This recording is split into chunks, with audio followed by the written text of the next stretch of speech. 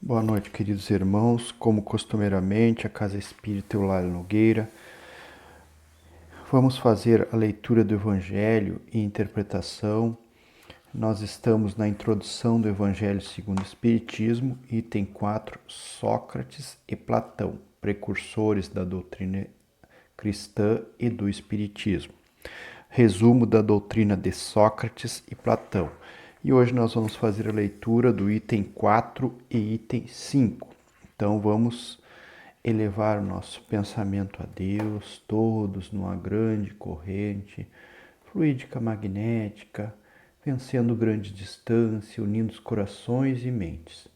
Que possamos ser inspirados pelo mundo espiritual, trazendo aquela mensagem que desperte o nosso conhecimento, que abra nossos olhos para a realidade da vida.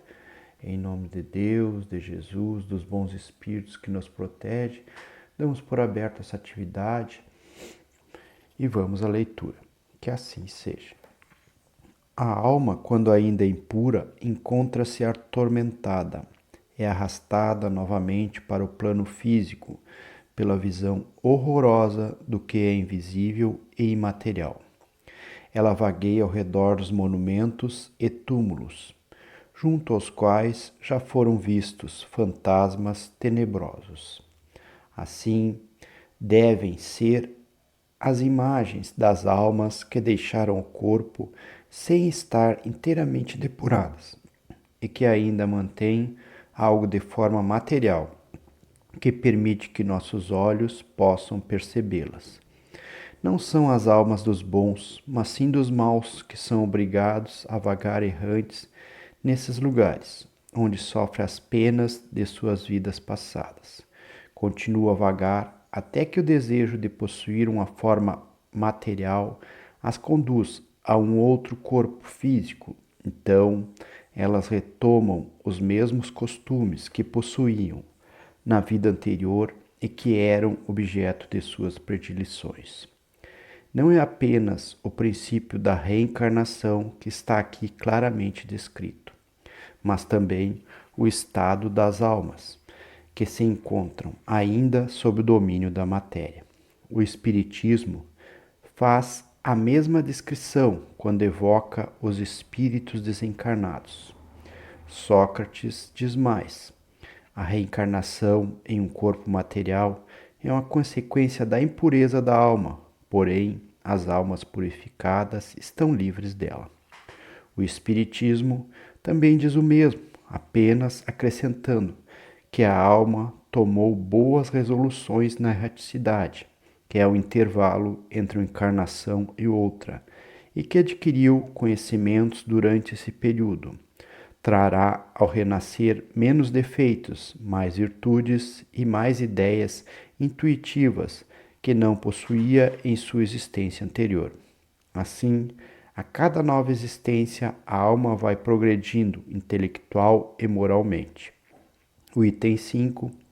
Após a morte, o gênio, entre parênteses, daimon, demônio, que é igual ao espírito protetor, que nos foi designado durante a vida, nos leva a um lugar onde se reúnem todos aqueles que devem ser conduzidos ao Hades, ou seja, ao inferno, para aí serem julgados. As almas, após terem permanecido no Hades o tempo necessário, voltam a essa vida por numerosos e longos períodos. Esta é a doutrina dos espíritos protetores, aos quais Sócrates chama de gênios, e das encarnações sucessivas após intervalos mais ou menos longos na erraticidade. Bem, meus irmãos, como vimos, está muito bem clara essa explicação, né? Um paralelo entre a doutrina de Sócrates e Platão e o Espiritismo. Ou seja, como diz o início desse capítulo, a preparação para o cristianismo. São ideias que trazem já o conceito de reencarnação, de evolução dos espíritos, dos lugares aonde iremos após desencarnar, da alma, que é o corpo, o corpo espiritual unido ao corpo físico quando estamos na vivência aqui na Terra.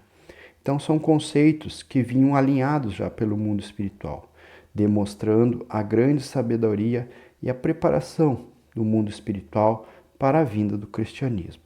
São conceitos muito interessantes e que um é bem igual ao outro, bem semelhantes aos outros, se nós analisarmos. Então, essa é uma introdução do Evangelho segundo o Espiritismo, que vem com alguns conceitos. Na sequência, vai ter a leitura de outros itens que vão nos demonstrando o alinhamento dessas doutrinas. Para melhor entendimento, nós temos uma mensagem do livro Vivendo o Evangelho, volume 1, do Espírito André Luiz, e de psicografia de Antônio Baduy Filho, que nos traz a seguinte mensagem, sobre o título É Diferente. Inúmeros pensadores e líderes religiosos propagaram suas ideias, mas Jesus é diferente. O divino Messias é a própria lição de amor nos caminhos da vida. A demonstração, meus irmãos, que Jesus não ficou só na teoria. Ele pregou e agiu dentro do que ele pregou. Ele vivenciou tudo que ele nos passou. Então diz a mensagem: Jesus ensina a honradez, mas com bondade. Exalta a fé, mas sem fanatismo. Insiste na paz, mas com trabalho. Proclama o perdão, mas sem arrogância. Acentua a justiça, mas com misericórdia. Convida a humildade, mas sem subserviência. Afirma a compreensão, mas com discernimento. Ressalta a caridade, mas sem orgulho. Anuncia a firmeza, mas com tolerância. Exalça a resignação, mas sem conformismos.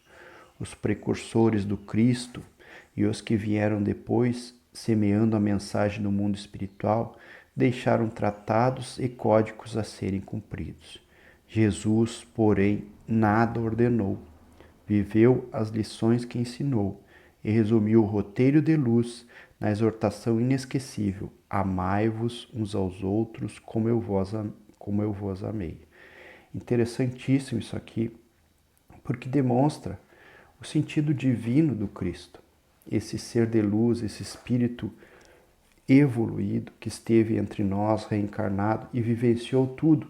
Ele simplesmente não falou só. Ele sentiu no seu corpo físico o inconformismo dos seres humanos da época, que não entendia a sua lição, mas nos deixou a sublime lei que se resume em amai-vos uns aos outros como eu vos amei. Então que possamos, a partir desse evangelho, aplicar essa lição em nossas vidas, mais agindo do que ensinando, porque mais ensina aquele que demonstra, assim como Cristo demonstrou. Então agradecemos a Deus, a Jesus, nesse momento maravilhoso, onde estamos todos nós reunidos durante esse Evangelho. Pedimos nesse momento um passe espiritual, que a energia desses seres de luz que coordenam a Casa Espírita Eulália Nogueira, espíritos com suas equipes de médicos e enfermeiros do espaço, nos ministre um passe espiritual, que esses fluidos perpassem o nosso corpo físico, retirando miasmas, mazelas, se for do nosso merecimento, curando o nosso corpo físico, mas acima de tudo, nós trazendo a compreensão do momento que nós vivemos. Pedimos pelas águas que temos para beber, que nelas seja colocado remédio para os nossos males físicos e espirituais, de acordo com o merecimento de cada um de nós. Pedimos pelo nosso planeta Terra, que passa por momentos tão conturbados, que a paz possa reinar, que os ânimos possam ser arrefecidos, que tenhamos mais tranquilidade nesse momento. Que aqueles irmãos encarregados do governo, da administração, sejam tocados em seus corações e mentes, trazendo melhor para os seus governados. Pedimos pela nossa Casa Espírita Eulália Nogueira, que ela permaneça sendo aquele lugar de auxílio, de ensinamento, de tratamento espiritual. Pedimos pelo Espiritismo que sejam reforçadas os seus conceitos, que esses conceitos que hoje adquirimos aqui através dessa leitura, esse alinhamento de doutrinas, possa calar fundo em nós, que possamos nos dar conta de fazer mais do que falar, de agir mais do que ensinar, que o nosso exemplo seja um exemplo de paz, de amor, que tanto buscamos nos outros.